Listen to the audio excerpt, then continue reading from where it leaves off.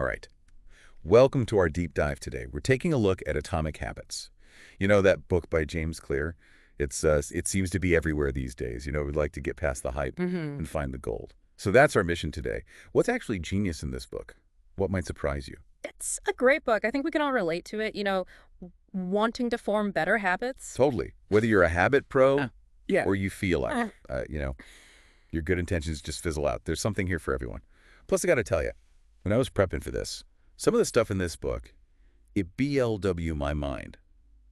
We're talking broken noses leading to Olympic dreams. The science behind why tiny changes matter more than we think. And how pigeons, playing slots, can teach us about our own WN routines. Wow. Now I'm definitely intrigued. Let's start unpacking it. Okay, so first things first. The big idea of Atomic Habits is this. Forget massive overhauls. It's the small stuff, done consistently. That creates huge EE changes over time. Yeah, it's the power of compounding, but applied to our daily lives. Like imagine those old school weight machines at the gym, where you add just a tiny bit of weight each time. You barely notice the difference day to day. Ah. But suddenly, you're lifting way more than you thought possible. It's such a good visual. And Clear's own story is a perfect example of this. He had this horrific accident in college, playing baseball, Yeah. broken nose, couldn't even see straight for a while. You'd think, that'd be the end of any athletic aspirations. Yeah, major setback for sure. But What? he used these tiny improvements, these atomic habits, to literally rebuild his life.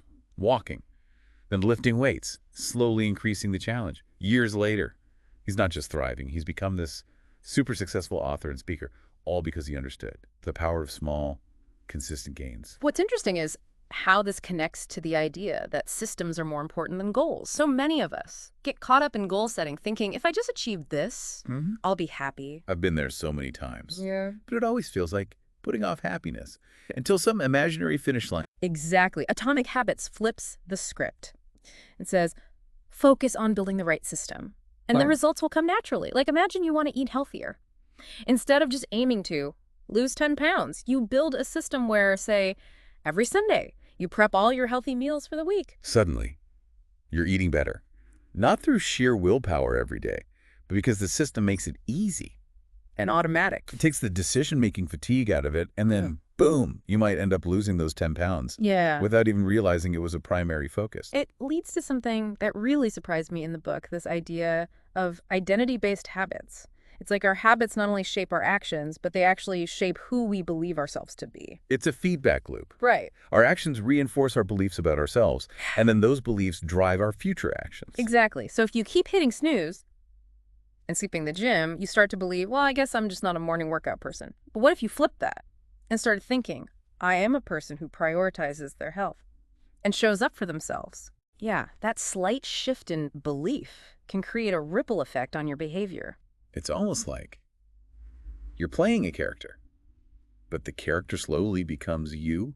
Think about it. What's one thing about yourself, one part of your identity, that you're really proud of? I bet if you look back, there were habits, big or small, that contributed to that part of you developing. That's so true. Okay. So we've got tiny changes adding up over time, systems over goals, and this mind-blowing idea that our habits actually shape our identity. Now, Clear gives us a very specific framework for making this all work, called the 4 laws of behavior change. And they're amazingly practical, which is refreshing. So often these self-improvement books are all concepts and no action plan. But this is different. Let's dive into those laws then. The first one is make it obvious. This is all about designing your environment to trigger good habits and make bad ones invisible. Think about how stores strategically place candy bars right at the checkout. They're making it obvious, tempting you at the moment of weakness. We can use the same psychology. But for good habits, Right, like putting your workout clothes out the night before. So you're basically tripping over them in the morning. You're removing that decision barrier, making the healthy choice the easy choice. exactly. Then we've got make it attractive. This law taps into the psychology of desire, making good habits something you crave. I love how this plays on our natural tendency to seek rewards. It's not about forcing yourself to do things you hate. It's about making the healthy choices more appealing. Like, remember when everyone was obsessed with those fitness video games? Oh, yeah. Getting your workout in while battling dragons or dancing with pop stars. They were tapping into this idea. You're bundling something you have to do with something you want to do, making it way more fun.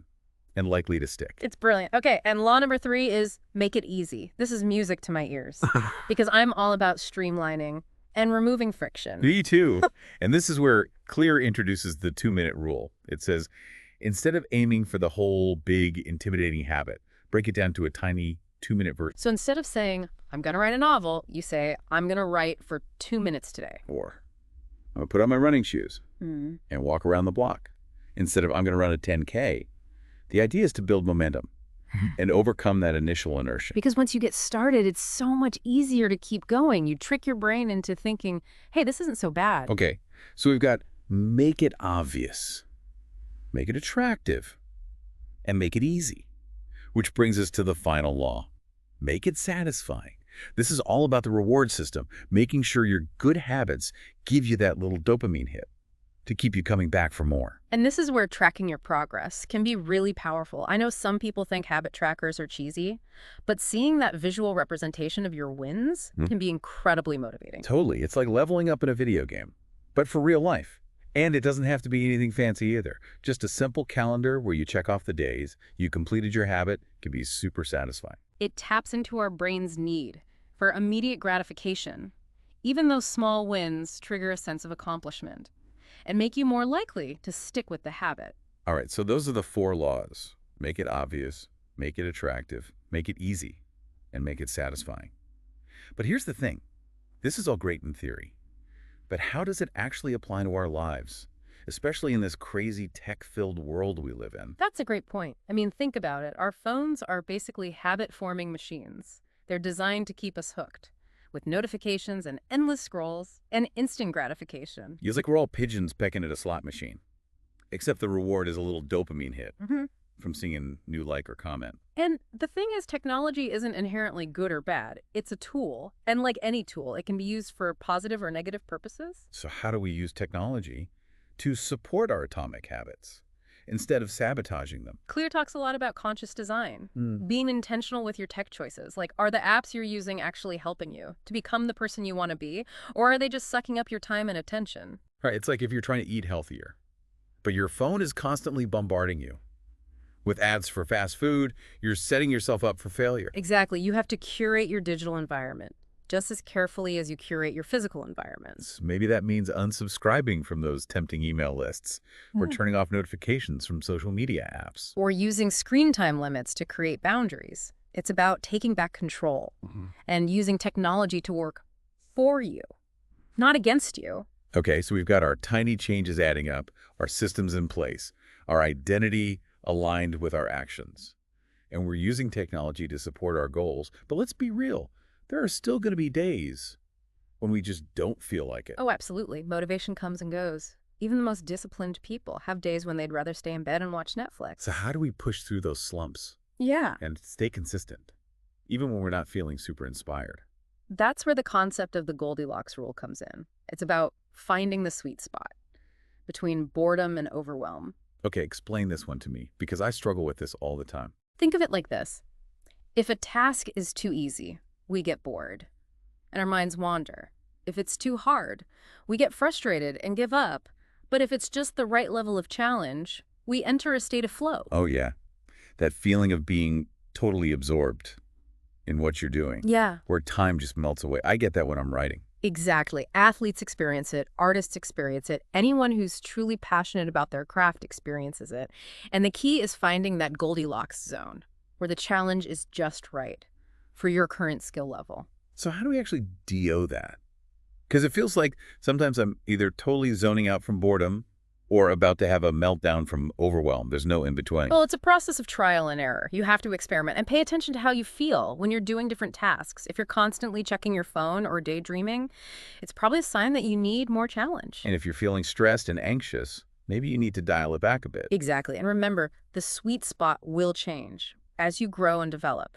What challenges you today might be a breeze a few months down the road. So it's about constantly recalibrating and finding that edge where you're learning and growing without getting overwhelmed like that.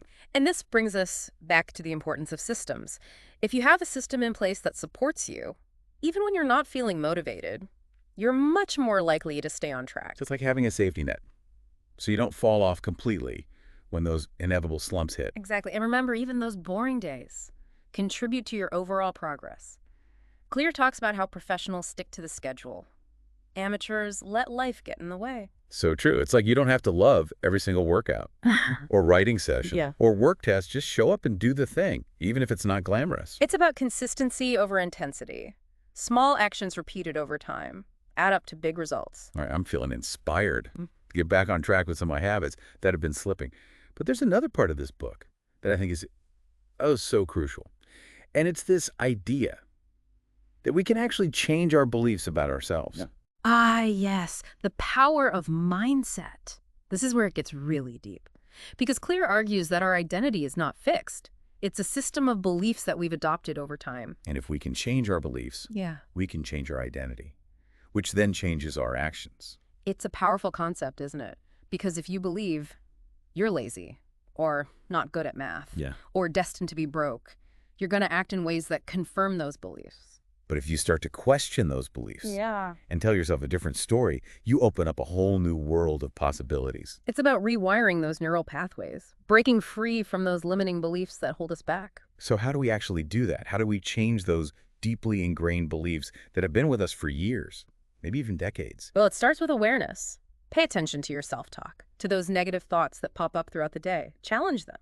Ask yourself, is this really true? What evidence do I have to support this belief? And then start to replace those negative thoughts with more empowering ones. Affirmations can be helpful. Repeating positive statements about yourself, even if you don't fully believe them at first, can start to shift your mindset over time. It's like planting seeds in your subconscious mind. And remember, change takes time.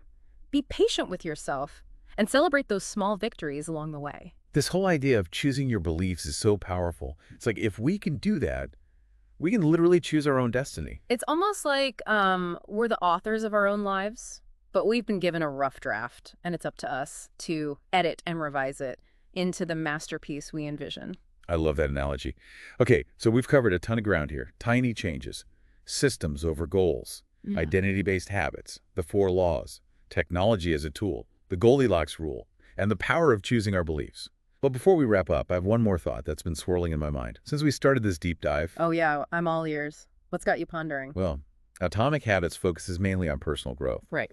But what if we zoomed out and applied these principles to something bigger, like societal change? Now that's a fascinating idea. Expand on that a bit. Okay, so imagine if we started thinking about the habits of a society.